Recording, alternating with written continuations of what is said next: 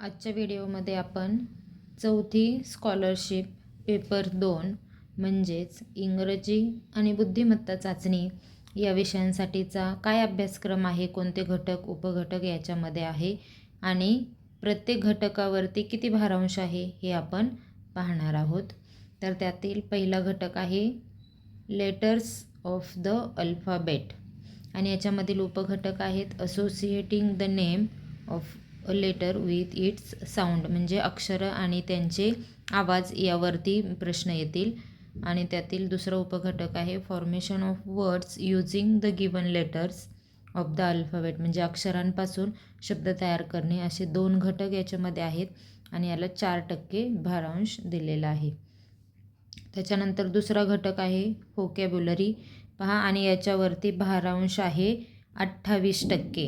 पहा 28% भारांश आहे व्होकॅब्युलरीला आणि याच्यामध्ये खूप जास्त घटक उपघटक याच्यामध्ये येत आहेत, म्हणजे हा अतिशय महत्त्वाचा इंग्रजीच्या पेपरमधला हा घटक असणार आहे. पहा आता याच्यामध्ये काय येत आहे व्होकॅब्युलरीमध्ये, तर insects, cereals, grains and pulses, things in the kitchen, musical instrument, flowers, metal, games, vehicles, professions, collective nouns, tools. त्याच्यानंतर स्पायसेस, टाईप्स ऑफ जुबलीज.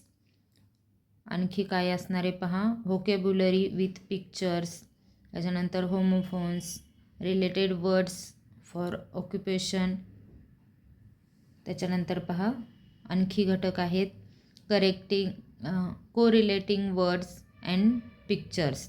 याच्यामध्ये action words and describing words हे असणार आहेत. त्याच्यानंतर रायमिंग वर्ड्स आहेत, अपोजिट वर्ड्स आहेत. त्यानंतर word register, हे वर्ड रजिस्टर आणि रिलेटेड वर्ड्स हे जवळपास सारखेच घटक आहेत.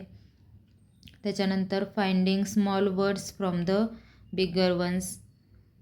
त्याच्यानंतर contracted forms, dictionary skills, parts of human body, parts of plants, parts of animals. त्याच्यानंतर आहे names of birds and animals, their living places and their male and female. त्याच्यानंतर आहे sounds of animals, sounds of birds. आणि याच्यामध्ये extra पण एक अभ्यास आपल्याला दिलेला आहे यंग वन्स. तर यंग वन्सचा तुम्हाला सिलेबसमध्ये इथे अभ्यास नाही आहे, परंतु जर एखादा प्रश्न जर आलाच याच्यावरती तर यंग वनचा हा एक्स्ट्रा अभ्याससुद्धा इथे आपण करणार आहोत.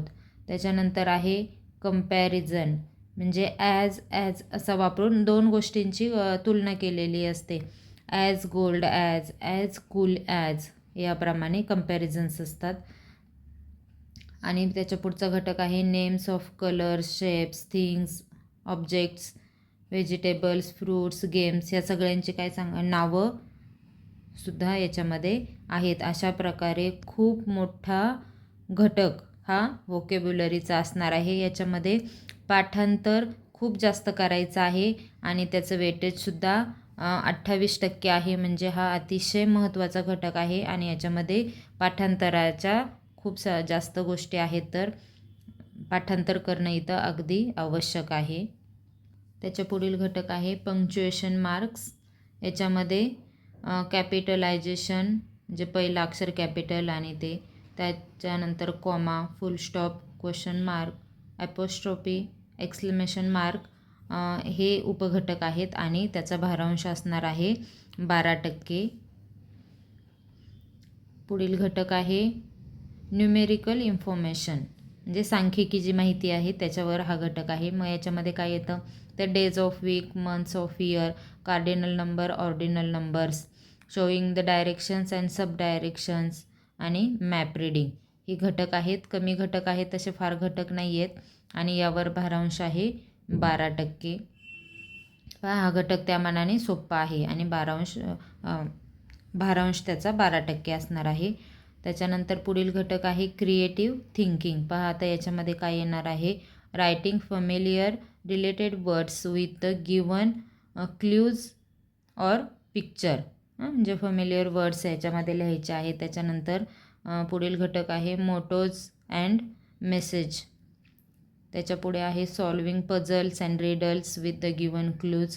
हा सुद्धा सोपा घटक आहे. थोडंसं याच्यामध्ये पाठांतर केलं तर याच्यामध्ये मार्क मुलांना पडू शकतात आणि याचं वेटेजसुद्धा आहे 12%. पुढील घटक आहे स्टॉक इम्प्रेशन. हा घटकसुद्धा सोपा आहे आणि यातील उपघटक पहा काय आहेत. Greeting, seeking permission, making request, correlation between instructions, expressions with the pictures. म्हणजे हा सुद्धा घटक सोपा असणार आहे आणि याचा भारांश आहे 8%. जास्त याच्यामध्ये पाठांतराला नसतं. त्याच्यानंतर पुढील घटक आहे पहा, हा महत्त्वाचा घटक आहे ग्रामर. ग्रामरमध्ये noun, pronoun, adjective, adverb, preposition, article, tense, singular and plural हे घटक आहेत उपघटक आणि याचा भारांश आहे 16%. याच्यामध्ये सुद्धा काही पाठांतराच्या गोष्टी आहेत, तर पाठांतर केलं तर याचे मार्क सहज विद्यार्थ्यांना मिळू शकतात. आणि याच्यामधील शेवटचा घटक आहे कॉम्प्रिहेन्शन. याच्यामध्ये प्रोज पॅसेज फॉर कॉम्प्रिहेन्शन म्हणजे छोटासा पॅसेज किंवा एखादी छोटीशी कविता येऊ शकते. शक्यतो कविता तर येत नाही, परंतु छोटासा पॅसेज याच्यामध्ये येऊ शकतो आणि त्याच्यावर आधारित प्रश्न. याचं भारांश आहे 8%. पहा याप्रमाणे सर्व घटकांवर मिळून इंग्रजीचे एकूण 25 प्रश्न म्हणजेच 50 मार्कांना पेपर 2मध्ये इंग्रजी हा घटक असणार आहे. यानंतर आपण पाहूयात बुद्धिमत्ता हा घटक. बुद्धिमत्ता विषयासाठी काय अभ्यासक्रम आहे ते आपण पाहूयात. पहिलाच घटक आहे याचा आकलन आणि आकलनाला भारांश आहे 8%. आकलनामध्ये सूचनापालन, संख्या मालिका, इंग्रजी वर्णमाला आणि अक्षरमाला हे 3 घटक आहेत आणि 8% याचं भारांश आहे. दुसरा घटक आहे वर्गीकरण. यामध्ये शब्दांचे वर्गीकरण, आकृत्यांचे वर्गीकरण, संख्यांचे वर्गीकरण, इंग्रजी अक्षरमालेवर आधारित वर्गीकरण हे 4 घटक असणार आहे आणि याचा 10% भारांश आहे. त्यानंतर पुढील घटक आहे क्रम ओळखणे. पहा मग याच्यामध्ये संख्या मालिका आहे, त्याच्यातली पुढील संख्या म्हणजे संख्यांचा क्रम ओळखणे, आकृत्यांची मालिका, चिन्हांची मालिका आणि आणखी एक घटक आहे चुकीचे पद ओळखा. म्हणजे एक मालिका दिलेली असेल त्याच्यामध्ये एक वेगळं पद आहे तर ते वेगळं पद ओळखा. असे 4 घटक आहेत आणि ह्या 4 उपघटकांवर 10% भारांश ते असणार आहे. त्याच्यानंतर पुढील घटक आहे तर्कसंगती व अनुमान.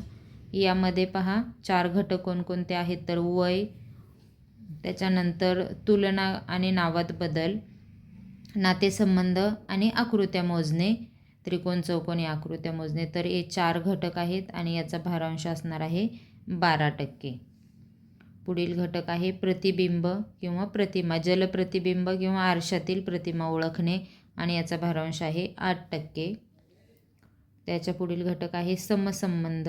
पहा पहिल्या घटकाचा दुसऱ्याशी जो समसंबंध असतो तोच संबंध तिसऱ्याचा चौथ्याशी असतो. या प्रकारचे हे प्रश्न आहेत. यामध्ये शब्दसंग्रह, आकृत्या, संख्या आणि इंग्रजी अक्षरमाला हे उपघटक आहेत आणि याचा भारांश आहे 10%. त्यानंतर पुढील घटक आहे समान पद ओळखणे. पहा याच्यामध्ये काय आहे तर फक्त तंतोतंत आकृती ओळखणे हा एकच घटक याच्यामध्ये दिलेला आहे आणि याचा भारांश आहे 4%. त्याच्यानंतर कुटप्रश्न हा घटक आहे, अतिशय महत्त्वाचा हा घटक आहे.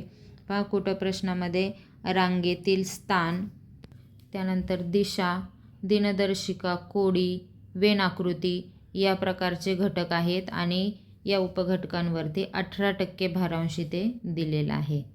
त्यानंतर पुढील घटक आहे गटाशी जुळणारे पद. यामध्ये शब्दसंग्रह, आकृत्या, संख्या आणि इंग्रजी अक्षरमाला हे उपघटक आहेत आणि त्याचा भारांश आहे 10%.